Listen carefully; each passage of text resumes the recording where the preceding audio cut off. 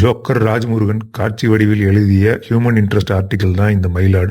வணக்கம் எர்த்து மக்களே. பத்திரிகையாளராக இருந்து ஹியூமன் இன்ட்ரெஸ்ட் ஸ்டோரிஸ்ல எழுதிக்கிட்டு இருந்த ராஜ்முருகன் தயவு செஞ்சு எழுத்து மீடியம்கே திருப்பி போயிட்டாருன்னா எல்லாருக்கும் நல்லா இருக்கும். ஒரு நியூஸ் ஆர்டிக்கலை பிரிண்ட் பண்ணும்போது எப்படி நடுவில் ஒரு சில படங்கள்லாம் போட்டிருப்பாங்க. அந்த படங்கள் ரெலவெண்டா இருக்கலாம், ரெலவென்ஸ் இல்லாம இருக்கலாம். அதை நீங்க பார்க்கலன்னா கூட அந்த ஆர்டிக்கல் எழுதியிருக்கிறது தான் கண்டென்ட். அந்த மாதிரி இந்த படத்தில் வந்த விஷுவல்ஸை மொத்தமா நீங்க பாக்குறத தவிர்த்துட்டா கூட கண்ணை மூடிட்டு பார்த்தாலும் சரி, தியேட்டருக்கு வெளியில நின்று போனை ஸ்க்ரால் பண்ணிட்டு நீங்க சத்தத்தை மட்டும் கேட்டாலும் சரி, அதே கதை தான். நமக்கு தான் எழுதுறதுக்கு நல்லா வருது இல்ல, பொத்திக்கிட்டு எழுதுற வேலையை மட்டும் செய்ய வேண்டியதானே.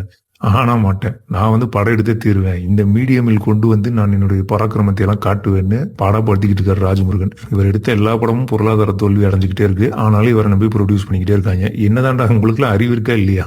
இந்த ப்ரொடியூஸ் பண்ற காசெல்லாம் உண்மையிலே சம்பாரிச்சது தானா, இல்ல கீழே கடந்து அள்ளிட்டு வந்தாங்களா? அப்படியே கீழே கடந்து அள்ளிட்டு வந்தா கூட இந்த மாதிரி எல்லாம் வீணாக்க கூடாது. சரி, அவங்களுக்கு லாபம் வருதோ வரலையோ, படம் பார்த்த நமக்கு ஏதாவது லாபம் இருக்கா அப்படின்னு கேட்டா சுத்தமா கிடையாது. இந்த படத்துடைய கதை என்னன்னா, ரொம்ப ரேரான பிளட் குரூப் இருக்கக்கூடிய ஒரு அதிகாரம் படைத்த பெரிய இடத்து அம்மாவுக்கு ஒரு கிட்னி தேவைப்படுது. அந்த அம்மாக்கு இருக்கக்கூடிய 2 கிட்னி ஃபெயிலியரா போச்சு. அதே ரேரான பிளட் குரூப் இருக்கக்கூடிய சசிகுமார் கோவில்பட்டி பக்கத்துல ஏதோ ஒரு ஊர்ல அவர் சில பல பிரச்சனைகள் எல்லாம் சந்திச்சு வாழ்ந்துகிட்டு இருக்காரு. எங்க ஊர்ல ஒரு எல்ஐசிக்கார் இருக்காரு. ஊரை சுத்தி இருக்க கிராம மக்களுக்கு எல்லாம் வட்டிக்கு பணம் கொடுத்துட்டு யாரெல்லாம் வட்டிக்கு வாங்கினாங்களோ அவங்க எல்லாம் ஒரு பாலிசி போட வச்சிருவாரு. அந்த மாதிரி சசிகுமார் வாழ்ற ஊர்ல எல்லாருக்கும் வட்டிக்கு பணம் கொடுத்துட்டு அந்த வட்டிக்கு பதிலாக அவங்க கிட்னி எழுதி வாங்கிடுறாங்க. அந்த மாதிரி சசிகுமார் கிட்னி, சசிகுமார் பொண்டாட்டி கிட்னி, இதுக்கெல்லாம் அரேஞ்ச்மெண்ட் பண்றாருல அந்த புரோக்கர் கிட்னி, அந்த புரோக்கரோட பொண்டாட்டி கிட்னி, அந்த ஊர்ல இருக்க எல்லாருடைய கிட்னியும் வாங்கிட்டாங்க.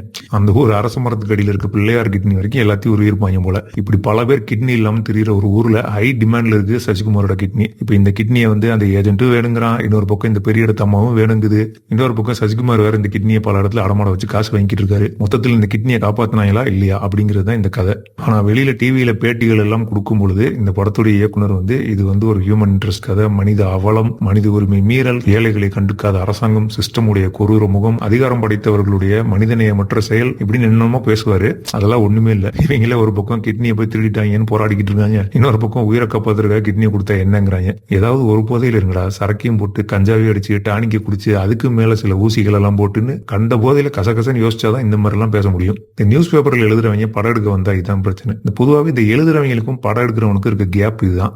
எழுதுறவன் தான் மண்டைக்குள்ள ஓடுற எல்லாத்தையும் எழுதணும்னு நினைப்பான். எல்லா கருத்தையும், அதாவது ஒரு விஷயத்த சொல்றான்னா அதுக்கான எல்லா ஆர்குமெண்ட்டையும் வச்சிடணும், ஒரு பாயிண்ட் கூட விட்டுறக்கூடாது. அதாவது வாசிக்கிறவனுக்கு அதுல எந்த மாற்று கருத்துமே இருக்கக்கூடாது. அவனுடைய எல்லா கேள்விகளுக்கும் சந்தேகங்களுக்கும் ஒரு ரைட்டப்ல பூரண பதில் இருக்கணும் அப்படின்னு நினைப்பாங்க. இதே மாதிரி ஒரு சினிமாவை அணுகக்கூடாது. சினிமாங்கிறது பாதி மேக்கிங் மீதி ரிசீவிங். அப்ப ஒரு காட்சி நடக்குதுன்னா அந்த காட்சியை நீங்க அப்படியே படம் முடிச்சு காட்டணும். அது ஒரு விபத்தா இருக்கலாம், ஒரு அவல நிலையா இருக்கலாம், அது ஒரு மனித உரிமை மீறலா இருக்கலாம், இல்ல ஒரு பணக்காரனின் பேராசையா இருக்கலாம். என்னவா இருந்தாலும் நீங்க அதை அப்படியே படம் முடிச்சு காட்டினீங்கன்னா அது உங்களுக்குள்ள எப்படி ஒரு இம்பாக்ட் கிரியேட் பண்ணுச்சோ, உங்களுக்கு எப்படி ஒரு பெர்ஸ்பெக்டிவ் உருவாச்சோ, அதே மாதிரி பாக்குற ஆடியன்ஸ்க்கும் ஒன்னு உருவாகும். அதை ட்ரிகர் பண்றதுதான் ஒரு சினிமாவுடைய வேலை. காட்சி ஊடகத்தின் ஸ்பெஷல் பவரே அதுதான். அங்கேயே இவங்க வசனத்துக்கு வசனம், காட்சிக்கு காட்சி, ஃப்ரேமுக்கு ஃப்ரேம் இவங்க ஐடியாலஜி சம்பந்தமான எதையாவது ஒண்ணு உள்ள திணிச்சுக்கிட்டே இருக்கணும்னு திணிக்கிறாங்க. பாத்தீங்களா, எரிச்சலா வருது பாக்குறதுக்கு. ராஜமுருகன் எடுக்கிற கதைகள் எல்லாமே ஒரு சிறுகதை களவான கதைகள் தான். அதாவது சிறுகதைனா என்ன, ஏன் முதல்ல அது சிறுகதை, ஏன் சின்னதா எழுதுறாங்க, அதுல அவ்வளவுதான் சங்கதியே இருக்கு. சிறுகதைகள் எல்லாமே ஒரே ஒரு மொமெண்ட் தான், அந்த மொமெண்ட்டை நோக்கி நகரக்கூடிய கதைகளா தான் இருக்கும்.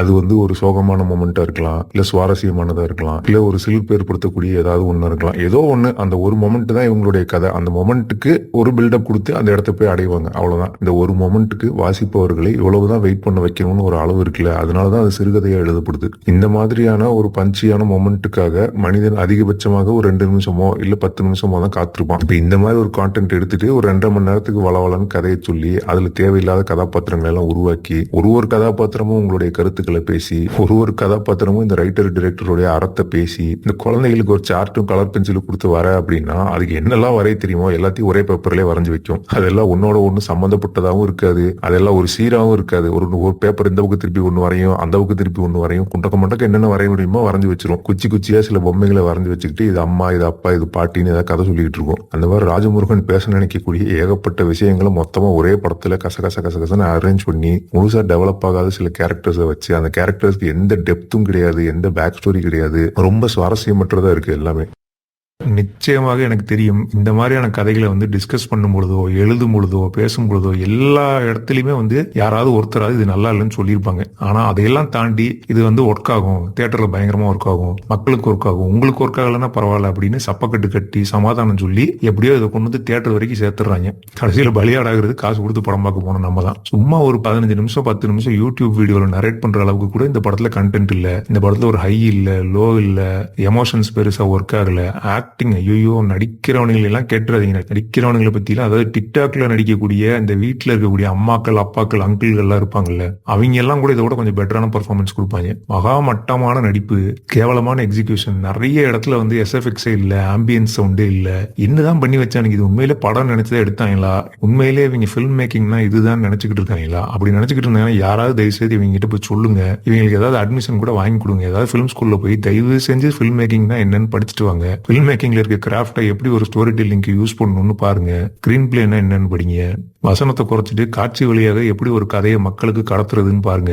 அதாவது ஒரு படத்துக்கு வந்து வசனம்ங்கிறது கடைசி லேயர் தான், அதுக்கு பின்னாடி அதுல நடிக்கக்கூடிய நடிகர் இருக்காரு, அந்த நடிகருக்கு பின்னாடி ஒரு கதாபாத்திரம் எழுதப்பட்டிருக்கு, அந்த கதாபாத்திரத்துக்கு ஒரு பேக் ஸ்டோரி இருக்கு, அந்த பேக் ஸ்டோரிக்கு பின்னாடி அந்த கதைக்கான ஒரு வேர்ல்டு இருக்கு, இப்படி பல லேயர் இருக்கு. இந்த எல்லா லேயரும் ஸ்டோரி டெல்லிங்க்கு யூஸ் பண்ண வேண்டிய லேயர்ஸ். இதை மொத்தத்தையுமே இக்னோர் பண்ணிட்டு, அதாவது அதெல்லாம் யூஸ் பண்றது எப்படின்னு தெரியலையா, இல்ல இதெல்லாம் யூஸ் பண்ணலைன்னா பரவாயில்லன்னு நினைச்சாங்களா என்னன்னு தெரியல, எல்லா லேயரையும் தண்டம் பண்ணிட்டு வெறும் வசனத்தின் வழியாகவே கதை சொல்லிக்கிட்டு இருக்காங்க. சரி, அப்படித்தான் சொன்னீங்களே, ஒரு நல்ல கதையை சொன்னாங்களா, சுருங்க சொன்னாங்களா? கிடையாது. அதாவது மினிமமா ஒரு 2.25 மணி நேரத்துக்கு ஒரு படம் எடுப்பாங்க, அதுக்குள்ளேயே சொல்றதுக்கு இந்த படத்துல எந்த கதையும் இல்ல. அதையும் தாண்டி இவங்க 2 மணி நேரம் 28 நிமிஷம் 17 செகண்டுக்கு படம் எடுத்து வச்சிருக்காங்க.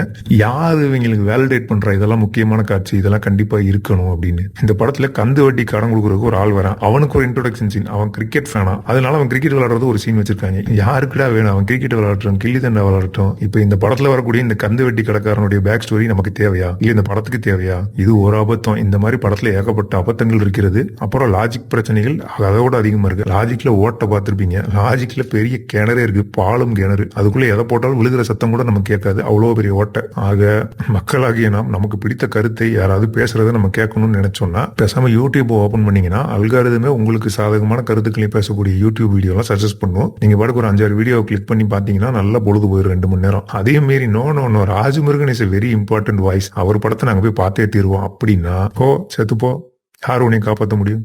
சென்ட்ரல் சிட்டி சேனலுக்கு சப்ஸ்கிரைப் பண்ணிட்டு செத்துப்போ. நன்றி, வணக்கம்.